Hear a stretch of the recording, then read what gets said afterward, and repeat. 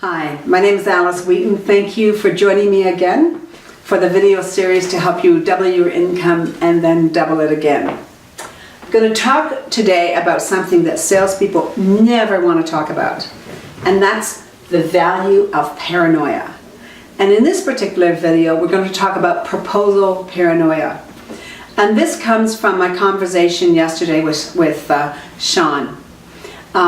We were talking about a proposal that he's got in for a company as an engineer, and he made mention of IBM being the incumbent. And I said, "Oh, Sean, you better begin to practice proposal paranoia." And he said, "Oh, why is that?" And I said, "Well, if it's as good as you think it is, if your chances of getting that deal are as good as you think it is, yes, you already have. But what if it's not? What if that customer is thinking about using you for some and using IBM for the rest? How do you know?" And he said, "I feel scared just thinking about this. So here's my rule.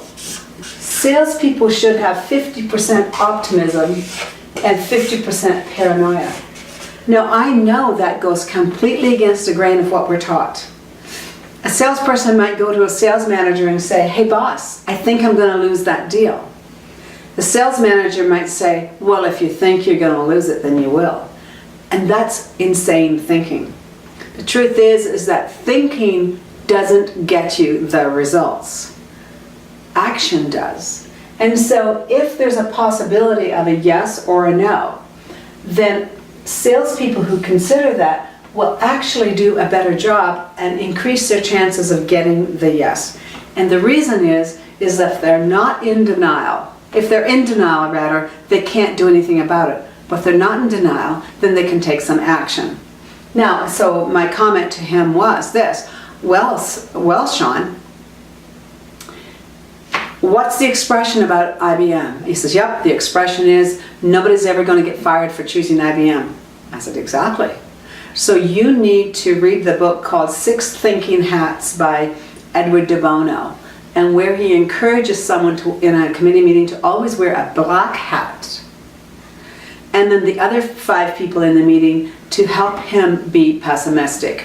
And he said, "I can do that, but I'm not going to enjoy it." And I said, "Hey, but will you be happy if you get that $1.5 million project?" And he said, "Oh yeah."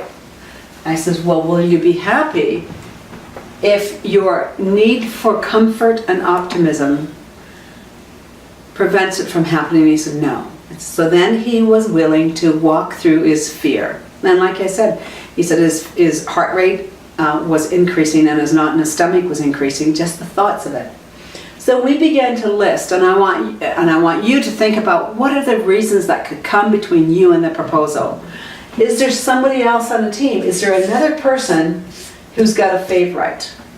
Who else are they talking to? What do you know the competitive situation of your of the incumbent? Do you know the last 10 times when they called the service or maintenance person, how many times they came on time as promised and did what they said they were going to do? Do you know that? You need to find that out. You need to find out what the previous supplier did, and do a competitive analysis. Who's going to make the decision? Whose budget is the money going to come from? Is that person who owns the budget, have they signed on? Are they pretty happy with this? And so you can see that there's lots and lots and lots of areas to explore. For instance, is there someone who is a blocker? Is there someone who thinks that we shouldn't go ahead at all? What about the user? How much training will have to be in place? How much training is the competitive promising? And so if you can't answer those questions, then doesn't matter how many happy faces the client gave you, there's a risk to be mitigated. If you practice proposal paranoia all the way through, looking for things that can go wrong and then mitigating them, then your chances of getting the yes increases with every single step along that paranoid path. And so my suggestion to you is to, yes, by all means, be optimistic. But for goodness sake, be paranoid too. I want to thank you for being with me today, and have a wonderful week sewing. Bye for now.